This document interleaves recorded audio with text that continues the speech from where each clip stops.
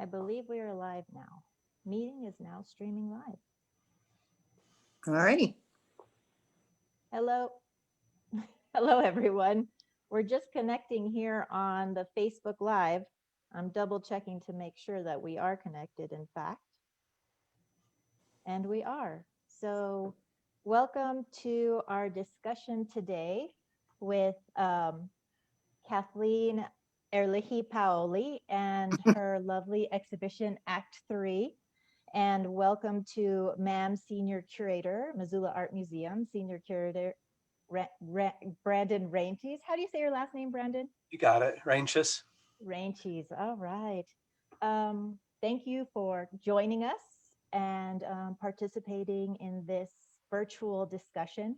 As you know, we don't all have the capability or the possibility of coming to the museums to view the art and to see the art in person. So this is a wonderful way to speak to Kathy, speak to Brandon, and have a discussion about the exhibition, how it came to be, and many aspects about her artwork that we're lucky to learn more about being live on Facebook here in a discussion. We're going to go through a visual presentation. So we will have some visuals for you to see and look at. Normally, I walk through the gallery and I do this, but I thought today would be a better way to do a PowerPoint discussion and focus a little deeper on the pieces, and we have a clearer picture of what her work is because it is so detailed and so precise and so inviting that I want you to be able to enjoy the work while we talk. You don't have to really look at our faces. So I introduced Kathy. Would you like to say anything, Kathy, before we begin to the audience? Yeah. Hi, everyone. I know my sisters are out there. I'm not sure who else, but anyone else in Great Falls and wherever people are. Feels like I'm going out and I'm not leaving the house. I know, right? It's so special. And Brandon? It's really a pleasure to be here. Thanks for organizing this, Nicole, and thanks to Kathy for making such great work that we have an opportunity to gather together and celebrate. Yeah, thank you for coming together. Yeah, thank you. This is the beauty of the virtual world. We get to do this and we get to share with whoever is tuning into us right now. So we're going to go ahead. I'm going to go ahead and share the visuals, and we're going to start with a lovely PowerPoint here. Just give me 1 second so I can share it with you all. Sometimes I fumble with this. You're just going to have to give me a second. It occurred to me that if we were gathering in person, we might not make it with the weather such as it is. Yes, true. It's currently snowing here in Great Falls. How about you guys? Well, it snowed most of the day here. So let's be thankful, right, for what we've got going on here. Yeah, we'll need it in the summer. So this is kind of our little introduction photograph here. I see Kathleen here at the center showing us her tools of interpretation before her in this really artistic photograph. Do you want to share anything about that moment? What were you doing when you had that photo taken? Well, it was kind of funny. It was this the open air residency this summer, and they sent a photographer from the local paper to take pictures, and I was doing all sorts of, I don't know, strange thing. I just said I really just want a natural looking picture, and I just picked up a pile of brushes, and when I paint, I'll feel the ends of the brush to see what I want. And he took, so it was a very spontaneous picture, which what I liked about it. It wasn't staged. It was just like, this is what I do. So I liked that picture. So he was kind enough to send me a digital image of it. I'll be honest, before I met you and I saw this photo, I was like, oh, wow, she means business. look very serious. I'm usually not so serious. She's a very intense artist. It is. And then because I was looking at your paintings and I was like, oh boy, she is intense, exactly. But I really She's a love, lot of fun. yeah. Um, so Brandon, do you want to tell us a little bit about how the exhibition came together? And here's our kind of our thank you to everybody involved, everyone who supports the arts here in Montana, and specifically to Great Falls in some ways as well, and also MAGDA overall, who has helped Brandon and other museums in this organization to share wonderful exhibitions. So go ahead, Brandon, tell us a little bit about it. I'll switch over to the next slide here so we can talk about it. Yeah, this is what the exhibition looks like. And really it began with Kathy approaching the museum saying, I'm working on some new pieces. And I had seen a few early iterations in local galleries of what these looked like and was just really impressed. And she sent us an exhibition proposal. And that's often how we find out about what artists are doing, is an artist will send a proposal to the Missoula Art Museum and saying, I'm working on a body of work, and I'm wondering if you're interested, or if you'd like to show this, or if you'd like to do a studio visit.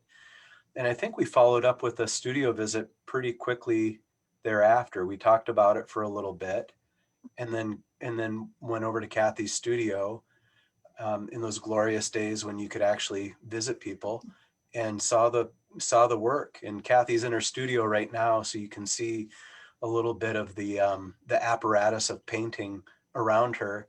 And it was just such a nice afternoon to drive out into the forest and to stop and visit and to look at her collection of art and see the types of pieces that influence her and who she admires in the local arts community, and then to spend time in the studio looking at these pieces. And I think you had maybe 3 or 4 of them going that were either just finished or in the process, and they were so Yeah. vibrant and great, and we were so excited about showing them. And so we ended up organizing the exhibition to fit one of our galleries.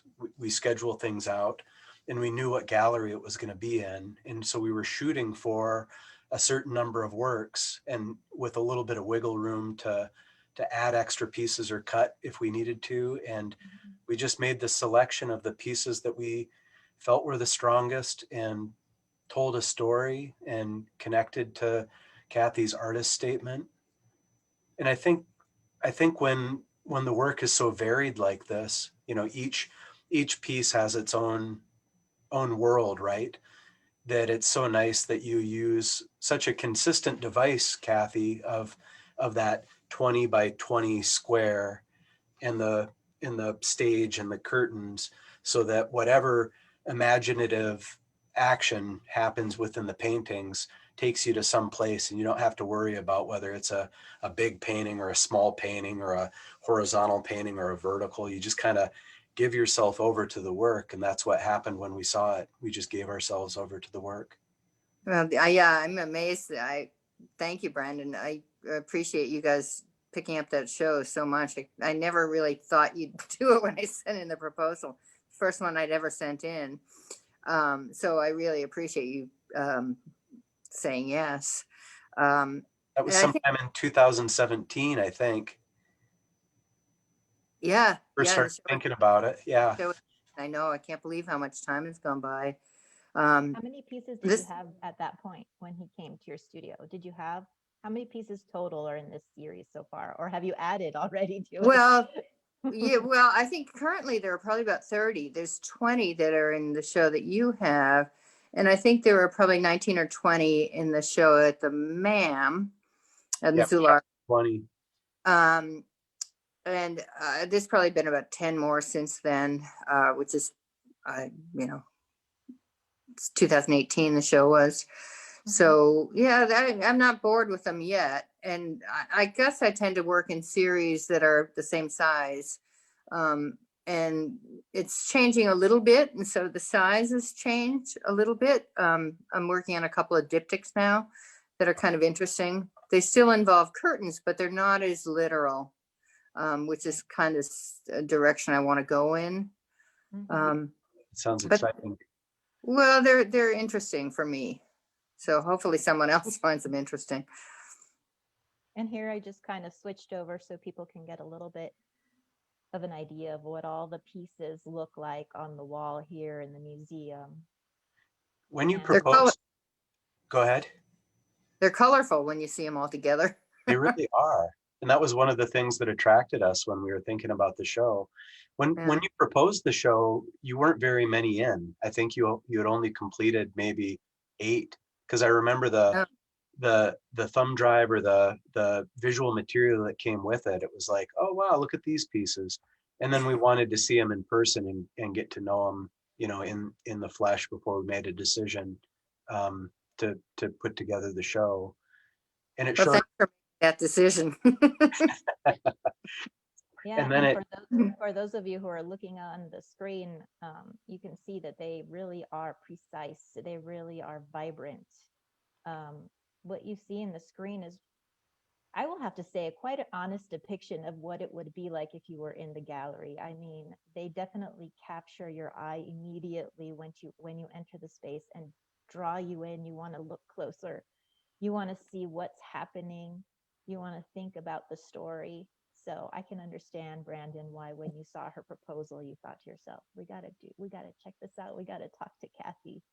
And then we wanted to share it with Montana too, because it was just such a perfect show, you know, how it packaged together. And we thought that we could share it through the Montana Art Gallery Directors Association. And we're so glad that Paris Gibson decided to become a venue, and the Emerson became a venue, and Mondac. So it's really great to see an artist from Missoula connect with a regional audience through MAGDA's help. But you've got good Great Falls ties, so it's not like you're, Yeah, not like I you're know. a stranger there. Yeah, and I have some Bozeman ties too, and some Helena ones. I mean, it's a small state. You kind of know someone. I mean, it's a big state, but you know people kind of from a lot of areas. Right. Well, we were just talking about these areas, you know, Great Falls, Missoula, Bozeman, whatnot. But I was looking here on the feed for our Facebook Live here, and we have people who are tuning in from Santa Monica, California, tuning in from New York City. So we just want to say hi to you. Those are probably my sisters and my college friends. That's awesome. That's wonderful. So hi, everyone. So our little Montana art community is actually quite wide, and it actually is a wonderful community with wonderful artists. Correct, Brandon? Absolutely. Yeah, there's a lot of artists here. And the thing I've really appreciated, Kathy, is just what a great reception this show has received, and how many people are excited about your work. When the show was here, the comments at MAM were so positive and enthusiastic, and we didn't have COVID restrictions in place at that time, so it was really nice to see the traffic come through the gallery, just the way people connected to the work. And I think that Nicole's probably experiencing something similar in Great Falls. With fewer people because of COVID. Yes, fewer people because of COVID. I don't have my mask on now, but the galleries are open and everyone has a mask on. Yeah, you might recognize me. I know, right? Can you see my eyes peering in at you, making sure that you are? But yeah, we've had quite a few visitors who have come in, taking the time, observing the work, reading the labels, quite interested in what's going on, and intrigued, you know, by your work and the idea of what is Act 3. Well, it's so nice that there's a chance for it to travel around to different places. It's great for me to have people see it, because otherwise it would be in my storage room, for the most part. So no, it's great that it's traveling. I really appreciate all of you guys for making this happen, especially Brandon, and for you guys at Paris Gibson for taking it on. I'm really thankful. Well, And we I are honored and thankful too. and I should mention John Calsbeek too, because he's not on the call, but John Calsbeek, the associate curator at MAM, was really instrumental in bringing the show here and did a great interview with you, and just really championed the work. Yeah, John's a great guy. Yeah. I'm thankful to know him, both of you. Something that the viewers might not realize if they haven't been in to see the exhibition, or if they're streaming from somewhere else, is that each of the paintings has some sort of inclusion, some sort of physical object that's included on the surface of the paintings. And so they're all, Yeah, and I can bump ahead to something so that you can see that. oh, okay. Well, yeah, that was the first one. Most of them have like buttons or beads or things sewn onto them. That was the one that started this series, and it was after I had gone through 5 years of really scary medical stuff, and I found that little piece of metal. I don't know what it is, but I found it in a thrift shop in Helena, and I just put it on stage. It sort of represented how I felt after going through all this medical stuff, and it culminated in a trial that I lost, and I just felt kind of hollow and cold and alone, and I put that thing on stage, and then I thought, well, that's kind of an interesting thing. Maybe I can try something else on a stage. So I started looking at, sort of, things that affected me in the news and in my personal life. And that was like 30 paintings later now. This one is so haunting, Kathy, and Yeah. I think it always reminds me a little bit of Frida Kahlo's Broken Column, for that sense of isolation and For me, it's kind of a self-portrait. self-portrait, totally a self-portrait, and a really fragile one kind of at that. Mhm. It's a beautiful painting. I was Oh. talking at one point with Kathy and saying how like the work that an artist produces often is an example of who they are. It is a portraiture of themselves rather than maybe not directly an image of their face or what not traditional portraiture is. But that's what I thought of as I looked through your work and read about it and learning about who you were and how you visually describe these situations that you encounter in your life. And it's very interesting to me, this kind of like this hollow shape that you're talking about and how it's like a top. You think of a top, it spins at one point, it just doesn't really know where it's going and it loses its balance and it's about to just collapse. That's kind of how I Right? felt, but I really liked it. I wish I knew what it was. It's something, but anyway, I made it into something else. Mm-hmm. And it's, You imbued at it least with it's not. meaning. Yeah, Right. absolutely. I was going to read this just so for those of you who are not familiar with the exhibition, I thought I'd read the intro description of the exhibition so we get a little bit of a bigger picture of what's going on in her work. It says, these paintings express Kathleen's growing concerns and anxieties about life in the West. In this series, Herlihy-Paoli reacts to personal, political, environmental, and world events using the frame of the theatrical stage as a vehicle to call attention and reflect truths about culture and our lives, as a mirror which she hopes allows us to see ourselves and our society more clearly. Each piece features sharply rendered subjects, landscapes, and objects. These are set on a classic theater stage with parted curtains. The topic of the performance is located center stage. Nice going, Nicole. Mm-hmm. This can be a reflection on the it says, so we're talking about the theater, and so she's saying the title of the exhibition is Act 3. So this can be a reflection on the old adage set forth by William Shakespeare: all the world's a stage and all the men and women merely players. A reflection on a reflection on the roles we play in life and what effect we will have on the world around us before entering Act 3. Right? So you have a lot of symbolism, right? And Yeah. surrealism, I would say, wrapped up Yeah, I into suppose that's a these good. pictures. But I'll let you talk about your Act 3. Well, Act 3 kind of started for me, after I did this painting, and the medical stuff and stuff I'd gone through. Um, I sort of looked at my life in a more serious way and what I'd done and what I wanted to accomplish going forward from all this crap I'd gone through. And I sort of broke my, I was 59 when this all happened. And I just looked at my life and sort of thought, well, if I can break it down into thirds, I would look at sort of, being a kid and through growing up as maybe 1 through 25, 30, somewhere in there. People grow up at different rates. So the And different then, acts of your life. yeah, 30 through where I was is I had spent in my career and working for other people mainly, or, freelance design stuff. And so going forward, I want this to be my Act 3. I want it to be, what I want to do.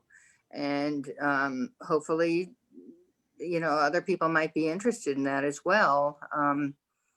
And we'll see. But it's going to be a time when I paint. Right. So The Act 3 is painting. It's Act 3 is creating painting. work. Yeah. Yeah, creating artwork. And It's what I've telling your always. stories. Right? Yeah, it's Mhm. it's always been my dream. Kathy, you talked about these paintings and using, I think this is something you said to John when we were planning the show, but you were talking about using the stage and the curtains as a way to frame the viewer's focus. Can you Yeah. what's that all about? Well, I mean, all these paintings, a lot of them are sort of topical and what's going on. Like this one is called Pipeline, or Water Everywhere. And it was, I was thinking about the XL pipeline that uh, was, Trump had said is going forward, bringing oil and or gas, oil, I guess, from Canada to Oklahoma, and going through Montana in the process. And at the same time, Flint, Michigan had the drinking water crisis, and their water was unpotable. And I was afraid that, this is just going to happen again in a different place with different objects, I guess, or the pipeline or the waste, whatever is contaminating our water. So I just thought I'd put a glass of water on stage, calling attention to both of those things. Right. And that was kind of one of the earlier pieces. And then I just liked the stage format to sort of address issues that were going on.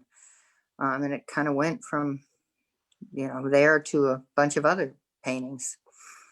And tell us your history with the stage. I mean, growing up. Stage. Well, I never really wanted to do anything like act or anything like that. I was interested in stagecraft and sort of worked on sets and stuff in high school, not so much in college. But growing up, I lived not far from New York City, just outside of New York City. I grew up in Connecticut, and our high school and junior high field trips would go into the city, and we'd go to Lincoln Center, we'd go to see the ballet, or we'd go to see a Philharmonic, or we'd go see a show. So from an early age, I was always getting into a theater was sort of a special place for me. I lived in New York City after college, and always loved going to the theater. And there's that moment when that curtain comes up, and it's just sort of, makes my heart go a little faster. And it always shows us, performances have always kind of shown us what's going on in society. There's so things that I can think of, like, from seeing, musicals like The Pajama Game or Phantom of the Opera to Angels in America. And it just sort of runs the gamut. And Hamilton, I haven't seen, but I'd love to see that at some point. But stage has always shown us what's going on. Live theater's always sort of held up, a mirror and said, this is what's important. And look at this. And so I thought for painting, it would be a good vehicle to use. And I like painting fabric. I like painting curtains. So that's what I've been doing. I think you've captured some of the magic of the theater, and it's such a great visual device because it connects all the paintings. You want to look at each piece, and you varied them from piece to piece. So the curtains are never static, the drapery is never static, the stage is different, but it's really fantastic. And I love, there's so many things going on visually here where you create this symbolic space, and then the trompe l'oeil glass. I feel like I could just reach out and pull that glass out of my cupboard, and then I can pull it out of my cupboard. I wish you could. You should hold it up right now. Yeah, And it's interesting. The inclusions too, I think they do something else, because then they show you like this is all an illusion, and these beads that are sewn to the surface show you that this is where the surface is, right here. This is just painting. It's just trickery. This is all a special effect. Oh, that's an interesting way to look at that. I tend to put those in, and I do those in honor of my maternal grandmother, who was a very brave woman. She had 4 kids and basically raised them on her own, made sure they all went through college.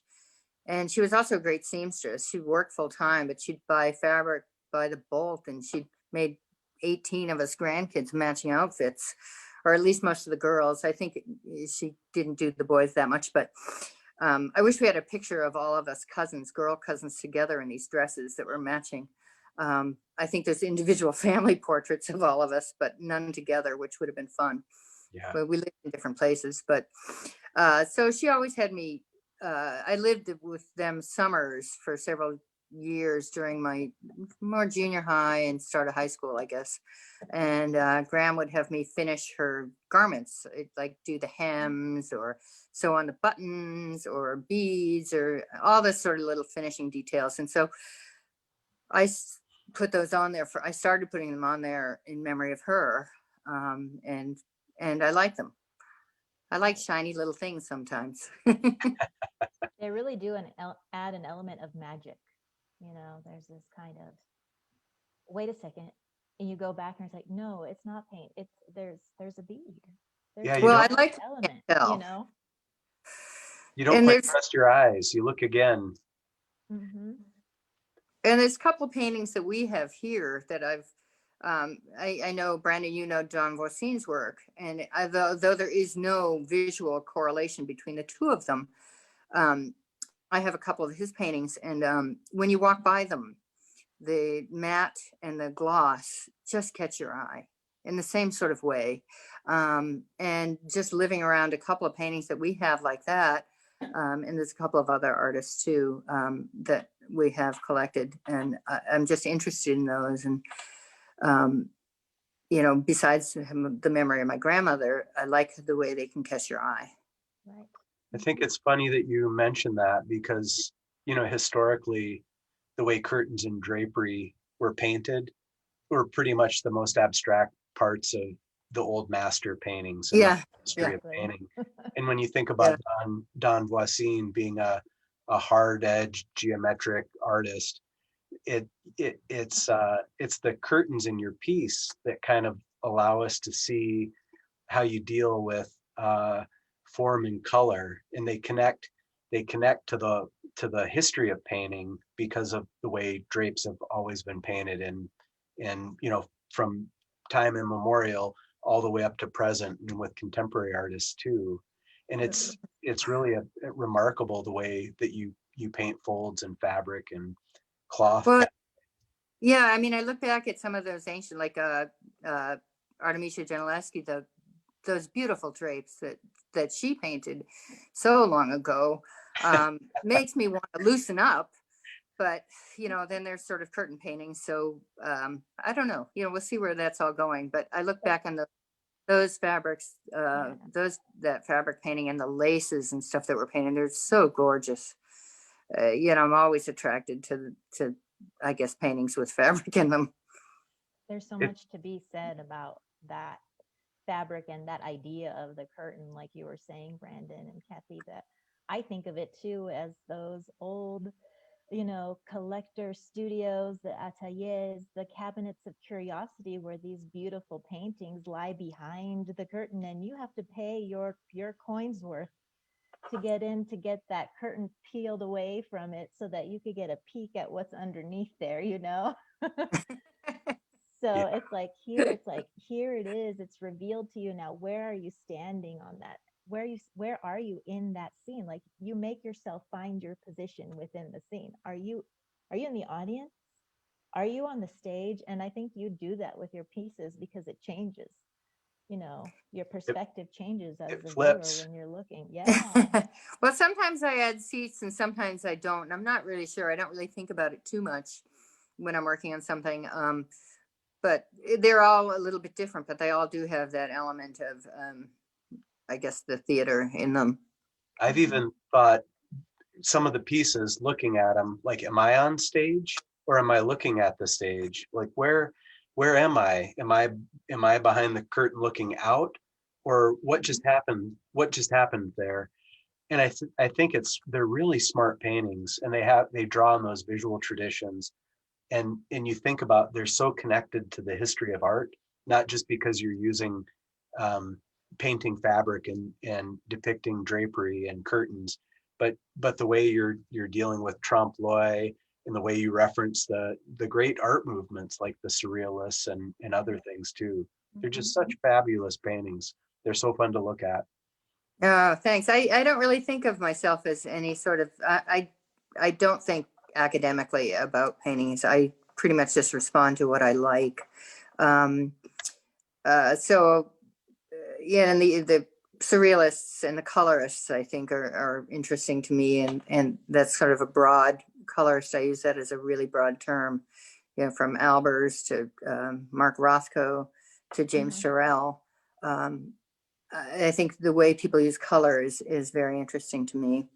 And I guess that's why things can be pretty bright in my paintings. Well, I see your color and how it complements so well with the draftsman-like quality of the paintings as well. I mean, that precision is kind of hard to come by in many times today. And I would say that your work is unbelievable, honestly, in terms of that detail and the way the color is mixed and applied. And you can really see that skill comes through that you have as a I would say as a graphic designer, correct? As a designer of different elements. Sometimes I see that overlapping just in terms of who you are as a person too. Well, I think definitely the design background has some influence, and also my dad is a mathematician, and there are four of us kids. I think he scared us all away from math at a young age, but I was always drawn towards geometry. I mean, I never thought I would be that interested in math, because my dad had us all doing stuff. He had a phone hookup to the Dartmouth mainframe when I was like 6 or 7. And it was, you'd take the end of a phone and stick it in a black box. And I'd have to do my simple math homework, like my addition and subtraction. And then my dad would make me correct it on the computer, which made math homework take a long time. So I think he sort of scared us away from math. The four of us are all artists. My two sisters are artists, and my brother is a chef. And so we all ran away from math. But I do use a lot of math and geometry in the paintings, which I think my dad would probably be happy about if he were around still. You couldn't get away from it. No, it's sort of in my blood, I guess. Yeah, it chases you. I just wanted to move on to the next piece so we could kind of look at this work and have a little discussion in terms of how it correlates to the last piece and the discussion we've had about the framing and the concept and the added elements. Well, this painting was done a couple of years ago when Trump was carved out sections of national monuments. This is Bears Ears in Utah, and it was not Utah. Yeah. Anyway, it was Bears Ears was sacred to a lot of the Native American tribes. And so it was opened up, parts of this were opened up for oil and gas exploration. And hopefully they're going to be put back into the National Monument very soon. So it's just lands that really should be protected. And there's really doesn't seem to me a big reason to be doing too much oil and gas exploration, especially since, car companies have said they're going electric. So hopefully we'll protect our public lands a little bit better in the future. But yeah, so this, that you're putting into these scenes these concerns of yours, right? And from especially, well, and I guess the curtain and that shade, that environmental aspect is what I see as well. Well, yeah, a lot of them are sort of environmental pieces. This one, I have the shade where you could pull it down, and that old shade pull has a very tactile memory for me. My grandparents' house had those blackout shades from World War II. They were on the coast of Massachusetts, and they were afraid of Germans' submarines. And my grandfather used to have to walk around the neighborhood and make sure that everyone had their shades drawn. And as a kid, I remember playing with those things, and they have a really tactile quality.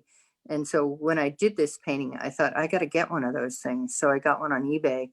And as soon as I felt it, it just brought me right back to being in their living room and fiddling with those shade pulls. So I've since got a whole bunch more of them, but I like them for the memory, for the tactile memory, and for the idea that we could pull the shade down on some of these public lands that are so important to us without, we could exploit them when they're really so beautiful that they should be protected. See, they're all self-portraits. When you hear talk about the shade pull and what that means, it's just really incredible to, your concern over the landscape and your connection to the shade pull. It's really interesting. Oh, it's a tactile connection, which I hadn't expected. When I opened that first eBay package, I was like, oh, wow, this is amazing. And so I really don't mind if anyone touches those in the exhibit, because for me, they have a very tactile memory. I probably shouldn't say that, Nicole. But please don't do that. Touch them with your eyes. Yeah. It's funny, this one doesn't have the entry into the piece that you often include with the chairs or an audience section. You often divide the space up with like a foreground, a middle ground, and a background, and it does something very different compositionally, even though it uses the same devices. Well, I didn't want that. It wasn't an object. It was a vista and a landscape. So I didn't want it to have an end per se, and the edge of the canvas. I wanted it to be ongoing and keep going, to sort of emphasize the vastness and the importance of these places. I suppose I could have taken a little snapshot and put that on stage, but it wouldn't have been the same thing. No. does something very different. Yeah, so that's what I like the stage, and you can manipulate it in a lot of ways, the curtains and the stage, and I find it fun.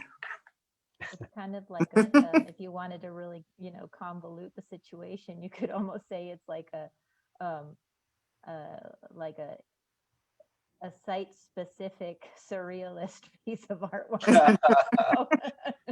Yeah, I don't usually overanalyze those things. All right, It's I'll like think it's about living, it. it's in process. The space exists, but we're entering it, right? Through that curtain.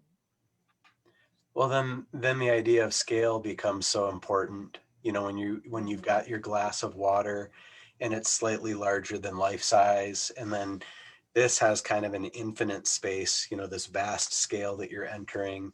And the one that you briefly flipped to, Nicole, when you see the Eeny, Meeny, you can see the sense of scale is completely different. And I love those little shifts that you do with each painting, where you present a very specific scale for us to work with as a viewer.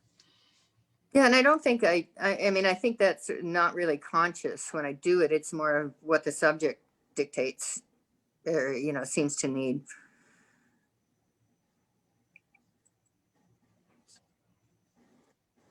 So tell us about this subject matter that now that I've Eeny, pictured Meeny. Eeny, Meeny. Yeah, Eeny. Well, yeah, it's called Eeny, Meeny, Miny, and it was actually from a scene. It wasn't like this at all, but I saw these two panhandlers in Spain. I was traveling with my sister-in-law, and there were these two guys, and they were probably in their mid-20s, and they were sitting there with three red cups, and one said comidas, one said cerveza, and the other one said LSD. And I just I asked them if I could take their picture, because I liked the three cups and that they were sitting there. And so I took their picture, and then I said, okay, which cup? And they both pointed to the LSD. Anyway, I like the idea of the three cups and the issues that we have, which are, food, shelter, and my big issue for a lot of us is healthcare.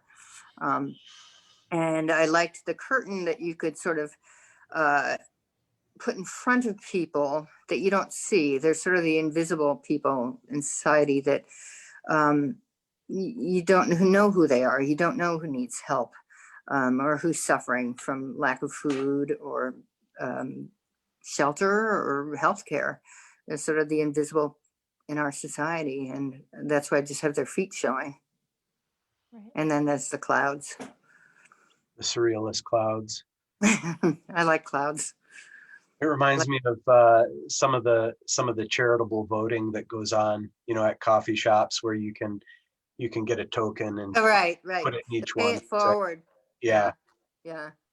I love that. There's so many great stories of people that have done that. Something that's a strength in all of your paintings is a little bit of ambiguity too, where I don't think you beat anybody over the head. We certainly know what your intentions are, but you come to the piece and you have to look at it and you have to figure it out and kind of discover for yourself, and make up your own mind where you're at in relation to whatever you're depicting. Well, I want people to sort of interpret them how they will. Nobody will look at something the same way anyway. I mean, I don't look at the same thing twice the same way. There's always something that is fresh or different, and I think that's makes it interesting. I agree. Yeah. When the work arrived here at the museum, I spent a lot of time looking at it without reading anything, just kind of understanding it, finding my place with it. How does it live within me? What does it mean to me? And then I was like, and now I will see what she says about what her work is. And then some of the pieces I was like, okay, yes, that's what I was getting. That is how I feel. And then other pieces I was like, not what I was thinking, not what I was feeling. Well, But that's I good. totally understand I understand those layers of meaning. No, that's the great thing about visual art, is that you can come to it so many different ways. And figure out what your own relationship is with it like that. And that's important. I mean, that's what keeps things sort of fresh and interesting to people, is to not have the same interpretation. Mm. Just knocks me out. Look at that piece. That's so good. That to me just is a very it's a departure, and that happened in Starbucks in Barcelona. My sister-in-law and I, same trip as the Three Cups. We were there, and there was a panhandler that was coming through, and it's a guy that had, I don't know, he was probably my age, and dressed in, clothing that was at one point very fine, but it was ratty and tattered, and he was begging for money. And we invited him to sit with us and bought him a sandwich and coffee. And painting still makes me think of things I should have done that didn't. We should have sat with him the whole time till he finished his sandwich, but we had places to go or an appointment, and we left him. And then I realized I had left my little nylon bag in the bathroom, so I went back just to see the manager kicking him out, and I felt really badly that I never stayed with him. So this painting, the yellow and the red represent the Spanish flag, the bread and water sustenance, and I was trying to hold back the clouds. That's amazing. It reminds me visually of what you do with your photographic pieces, those compositions where you look at the ground and you look at the sky and you kind of Right. merge them together. Yeah, that is probably most like those, for sure. And this one also has more beads on than anything I've done. I just kind of wanted to remember him. And I don't know, give him remember him how I would like to. It's fantastic. I see the very spiritual level to this work as well. Can you hear me? I'm not sure. Yeah. If it's working. It has And it has almost an element of, when I'm thinking of like Catholic saint postcards. I'm not sure if you're familiar with those. Oh yeah. But you do have this split between the sky and the earth, and oftentimes there is this like this glass of water it's sitting in the clouds waiting for a way to communicate with the earth, right? This kind of like presentation of the manna is kind of the way that I see Holy this. water. Yes, exactly. Yeah, some sort of communion, definitely. Definitely. And it's I kind also of have that glass. giving of life. I bet You also have that glass. Yeah. got them lined up in her cupboard right next to each other. It was one of my parents' glasses, actually. It's water glass, and I always love them. So yeah, they're always so personal too. I think that's the neat part, the amazing part. You connect with the piece. Well, I think I kind of have to, otherwise I probably wouldn't paint it. There's always some sort of connection, and I think to me that's important. Mm-hmm. Mm-hmm. It is a portrait of who you are, like we were all discussing. Kathy's like, I don't want to call it a portrait. No, it's funny. It's got so many elements, and Yeah. and I don't think until you would discuss it that you would know about this specific. No. That piece makes me very sad that I didn't stay with that guy, but oh well. I painted weighing on you. Yeah, well, it was a memory. Yeah. I love the gravity that the bread has, that it sits on that plate. Yes. Everything for such a wacky painting with things flying through the sky and water and air, and like I just feel like I could reach out and pick up that piece of bread. It's got such a gravity and a weight, and it sits on that plate. It's like that's the hardest thing to do as a painter, is to make something sit there and feel like it's grounded, and it just does it so well. Kind of not, because it's sitting on water. But it still feels like it belongs there somehow. Like it's such a bizarre painting with all these elements, but it feels right. There's a rightness about how you're bringing in all these disparate elements to tell this story that the viewer might not even understand when they see. Yeah, that one's probably a tough one to, just look at. I guess you interpret it how you would, anyone will do it differently. Yeah, I think that's great. I love the open interpretation of the pieces. There's definitely that dream quality, your dream, you think it's one thing and then it's another thing. You try to grasp for something, you can't grasp it, next thing you know, you're losing all your teeth and you just know what I'm saying. Then you wake up. Exactly. I think the sense of hope, the hope comes through, the hope Oh, that for you have sure. for this guy that you met really comes through the piece. And Well, I don't need to know about him, or I don't need to know who he is, but that feeling that you have really is expressed so well.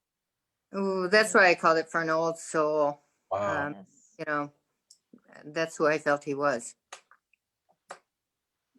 Yeah. The glow, the spirituality of the piece comes through. Yeah, that's what really attracted me was the way you deal with light, the glow, the reflections. We've seen it in some of the previous pieces. The shadows, they're really lively. In the bear's ears, the way the light spread throughout the landscape, they're really magical in terms of all the things that you want out of good painting, light and surface and these strong compositions and references to art history. They're just so fun to look at over and over again. They are. Well, thanks. Look at that. Oops, sorry. That peach was really an apple. I should, when I went to paint that, it was the first impeachment trial for Trump, and now I realize I should have put a couple peaches on there. But anyway, it was November, and I had to paint a peach, and I realized that, aside from the cleft in the shape of the fruit and maybe the leaf structure, that an apple looks really just like a peach with a different reflective. So it really was an apple. I mean, the patterning was from an apple. And this is one of the pieces that wasn't in the show at the Missoula Art Museum because you hadn't created it yet. Right. It was after that. But when we were restructuring the show to travel and you presented this piece, it just felt absolutely like it fit in with the whole series. And we really wanted to have this piece represented. I think those curtains, I think I referenced from the Oval Office. Oh, yes. Or they're a lot. Some of those curtains, the political ones, are from a lot of them are from curtains that are seen on the news and stuff like that, backgrounds. And then the sky on that is particularly threatening. Yeah, it looks really heavy. Yeah, those clouds are like mammary clouds or some mammary clouds or something. When they drop down like that, they're interesting. Yeah. You don't see them too often. Mm-hmm. The shape is quite heavy. Yeah, and then the burning peach. The burning peach served to you on Yeah. a platter. That's wild. And then if you come to the museum or where you can see as this exhibition travels, this also is embellished with delicate little beads here that flicker and catch the eye as you walk through, accentuating this idea of the burning. Yeah, those are orange ones. They're like sparks. Mm-hmm. And I've used those little orange beads. Yeah, I've used them in a couple ones that I've done about fire and water. The orange sparks are good. The little orange beads are good for that sort of thing. I feel like little embers that the fire's throwing. So Yeah, I did love the you, way that you paint the flames and the smoke. It's so gorgeous and luscious. No, this was thanks. one of the pieces that I first looked at, and I was like thinking about it and analyzing it. And then, I was thinking about something completely different. And then when I read it, I was like, oh, I see. I get it. Well, that's good. you I know, mean, I never know whether people should read the descriptions or just look at them on their own. I think that depends on the person. oh, definitely. Exactly. I was thinking about, these fires that had occurred, I believe, in Oregon and had Oh, yeah. burnt all these peach trees and all these, different fruit trees down. I was like, oh, she's referencing the fires in Oregon, in my head. That's what I'm thinking. And I was like, okay. And I look at it and then I read it and I was like, no, it's a different fire. A Metaphorical, different but fire. yeah, Well, fire I do have some metaphor. fire paintings too, because we've had a lot of fire issues, out here Mhm. in the West. That's why I'm really glad it snowed. It's been snowing, so we get some snowpack. Because, come August, it can be really dry out here, and fires can be devastating. Same with California. I mean, they've been horrible fires. Mhm.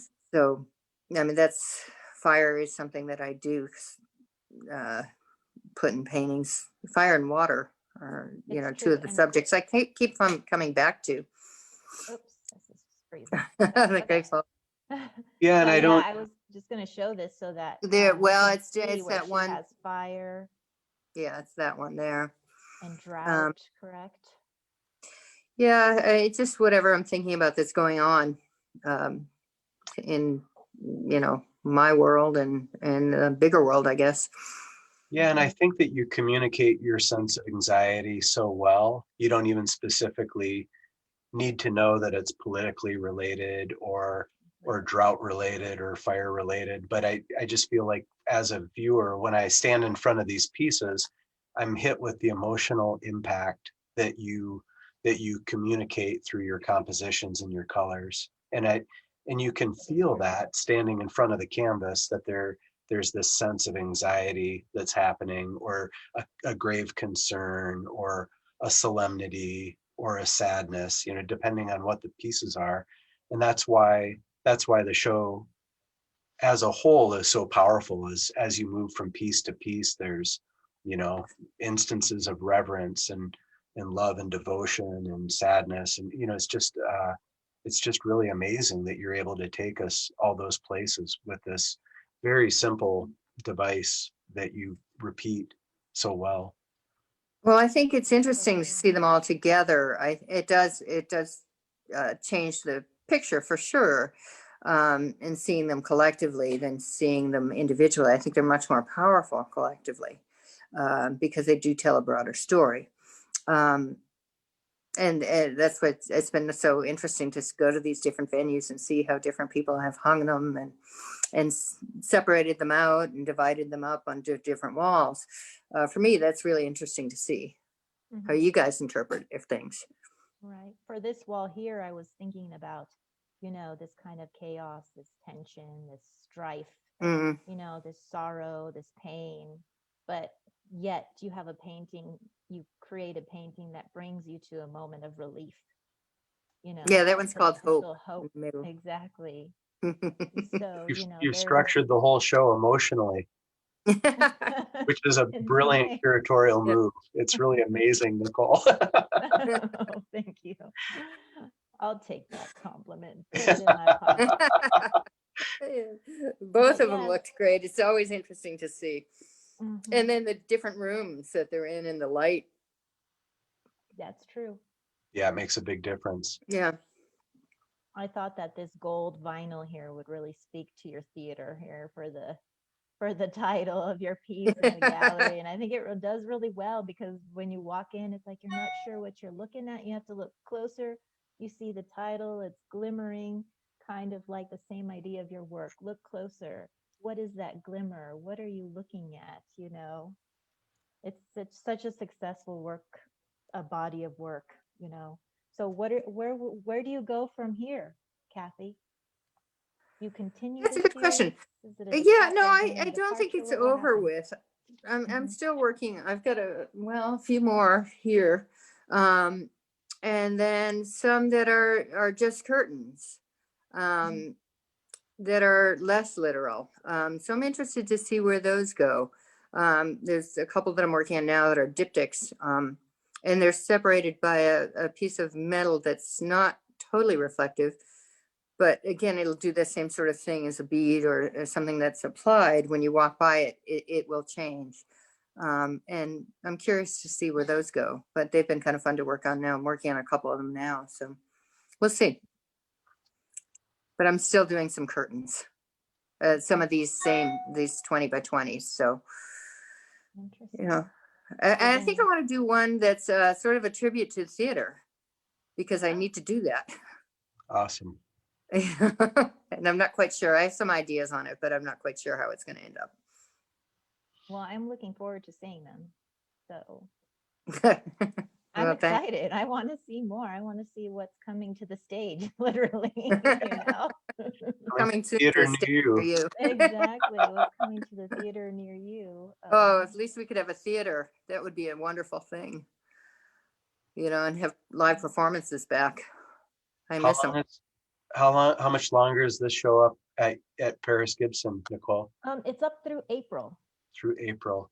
And then it goes on to Mondack and Sydney. No, I think it goes to Helena first. Oh, it's at the Holter. Yeah. Oh, you're right. Thank you for reminding me, Kathy. I put the schedule on my phone in case I needed to know. You have to. Oh, that's smart. Yeah, so given the weather situations, if you can't make it, if you couldn't make it to the MAM and you couldn't make it to Paris Gibson Square Museum of Art, you can make it to the Holter, and you can make it to Mondack, and so on. And I say, please make an effort to see Kathy's work, because I think it will leave an impact on you that you will want to continue to follow and see what she's doing. I still know some people in Great Falls, so you better get there. Yes, and just as a silly segue out of here, right, Kathy? We have some great work that Kathy did when she was living in Great Falls. 1981. Yeah, I remember sitting out there I had a drawing board, and this like 23 by 28 sheets, whatever they are, and the wind and the trucks would drive by. I was out there drawing in the wheat field. First places I ever went to in Montana were Great Falls and Livingston. I'm glad it's not all quite as windy as those two places. But yeah, and then those are 40-year-old drawings. Yikes! They're fantastic. Look at them. They're beautiful. They're beautiful works. I love them. And Kathy has some quite interesting stories about her neon and the shoes hanging on them, and what's the name of the hotel that used to be the motel? It was called the Skylark, and it was when John and I lived there in Great Falls for about 4 or 5 months. He was replacing the old sign at the motel, and so we took the neon, and at that point we didn't have much artwork, so we hung stuff on the walls, and I just liked that EL from the motel and put those shoes on there. I don't know, they were shoes I got at a thrift shop for probably $1.25, but I liked the shoes. I never would have worn them, but they looked good on the neon. It was, inexpensive artwork when you're 22. Well, that's great. Yeah. Or something to put on the wall. I think throughout this conversation too, there's always been that element of you speaking about the collecting of objects that you do. I bought the set at a thrift store. I have it in my cabinet. It was my mother's. It was my grandmother's. And I think that layer of like collecting elements that remind you of time gone by or important, moments in time are also tied into the work that you're creating when you add those elements to them. The whole other conversation there, Kathy. It was interesting because I no longer have the shoes or the neon, but I have the drawing. Yeah, you really capture the attendant life of objects, for sure. Oh yeah, it's interesting the meaning that they can have. Inanimate objects can mean the world to someone and nothing to someone else, and I find that very interesting. Well, I want to Anyway.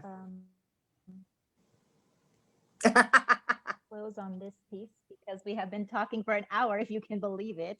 Wow. We've been chit-chatting away and everybody has been hearing us and enjoying us. And I'm going to end on this piece because what I wanted to say as we were talking was art is like bread and water, right? It's food for our soul.